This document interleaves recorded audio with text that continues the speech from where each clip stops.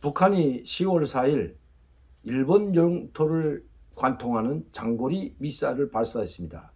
무려 그 길이가 4,800에서 5,000km까지 날아갔다고 합니다. 아직 정확히 어디에 떨어진지도 아직 잘 모르죠.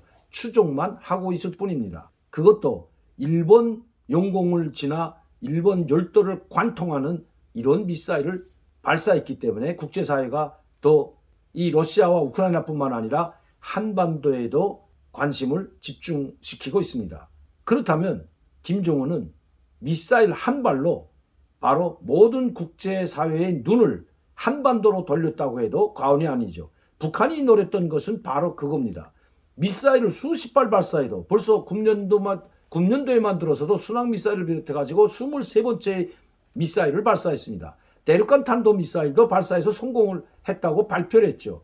그것도 북한 말로는 약 14,000km 나갈 수 있는 미사일을 관계국들의 또 이 태평양 연안 국가들을 배려하는 듯이 고각 발사를 해서 14,000km까지 나갈 수 있지만 1,100km에 가서 떨어지도록 그렇게 유도했다는 것입니다. 고도를 6,800km까지 고각 발사에 성공했습니다. 고리로는 바로 1,100km, 고리보다 높이가 더 많이 올라갔던 것이 사실입니다. 이것을 정상각도로 발사한다면 11,000km에서 14,000km까지도 가능하다는 것이 전문가들의 분석이었습니다. 자, 그때도 미국과 우리 한국을 비롯한 동맹국들, 그 유관국들은 그냥 말로만 규탄하고 말았습니다. 그리고 정치적으로, 외교적으로 해결하겠다는 원론적인 말만 되풀이하곤 했죠. 관심을 받지 못했던 겁니다. 금년 1월부터 지금까지 23번의 미사일 발사했고 윤석열 정부 때만 해도 미사일과 순항미사일을 합해서 9번의 미사일을 발사했지만 관심을 끌지 못했습니다. 우리나라에서 괌까지의 직선거리가 약 3,500km에 달한다고 합니다. 그런데 지금 날아간 북한 영토에서 발사한 이 미사일이 그것도 북한 내륙에서 발사했는데 4,800km에서 5,000km까지 날아간 것으로 추정하고 있습니다. 그렇다면 훨씬 지나치죠. 그것만 조금 더 연장시키면 하와이까지도 갈 수 있는 그런 미사일을 발사했습니다. 북한이 이렇게 일본 열도를 관통하는 미사일을 발사했기 때문에 일본이 발칵 뒤집힌 것은 말할 것도 없고 미국도 우리 한국도 이번에는 그냥 넘어갈 수만은 없었던 것입니다.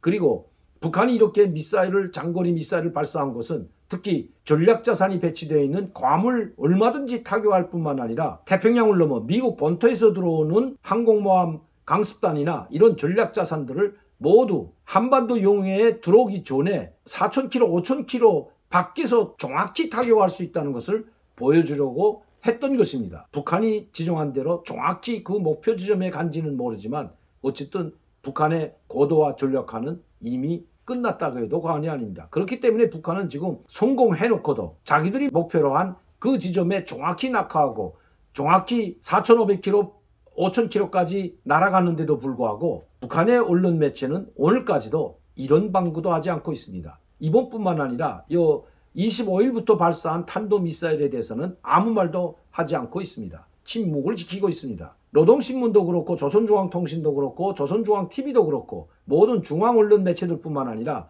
중앙언론 매체는 씻지 않아도 항상 우리민족끼리 사이트나 조선의 오늘 그리고 통일메아리와 같은 이런 대남 대외 매체들에는 이런 기사를 실었는데도 불구하고 전혀 씻지 않고 있습니다. 이미 실전 배치했다는 것을 암묵적으로 보여주고 있다는 것입니다. 그런데도 한미일이 대응할 수 있는 방법은 별로 없어 보입니다. 그냥 가만히 있을 수 없기 때문에 우리 미국과 한국, 한미연합사가 에이테킴스라는 이 미사일 4발을 발사함으로써 북한의 원점을 타격할 수 있다는 것 보여주는 것 외에 아무것도 할 수 있는 일이 없다는 것입니다. 만에 하나 이것이 진짜 미사일이었고 진짜 핵탄두가 실려 있었다면 어떻게 됐을까요? 미사일이 발사돼서 목표 지점에 떨어진 다음에 북한을 공격한다고 해도 무슨 의미가 있을까요?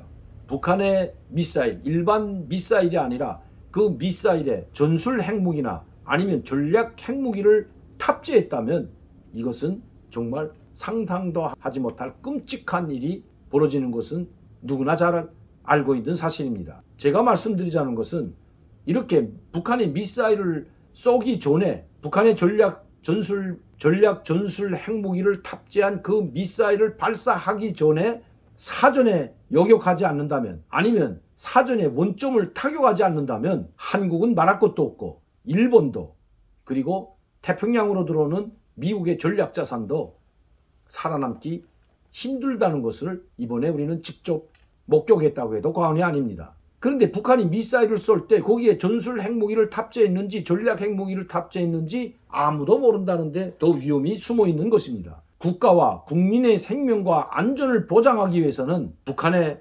미사일을 발사하기 전에 그 움직임이 보인다면 바로 사전에 요격해야 합니다. 사전에 원점 타격으로 북한이 발사하기 전에 선제 공격으로 북한의 전략 전술 핵무기를 무용지물화 하는 것만이 우리를 지키는 유일한 방법이라는 것입니다. 북한의 인적 자원으로 구성된 정확한 정보 능력을 확보하기 위한 사업에 모든 초점을 맞춰야 된다는 것입니다.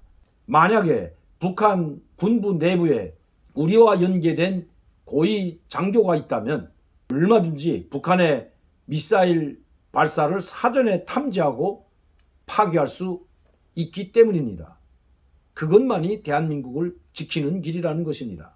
이것을 결코 관가해서는 안 됩니다. 소 잃고 외양간 고치는 식으로 대응할 것이 아니라 지금이라도 모든 정찰 위성을 비롯한 정보 능력을 최대한 높일 뿐만 아니라 북한 내부의 반 김정은 세력과 우리를 지지하는 역량을 키워야 한다는 것입니다.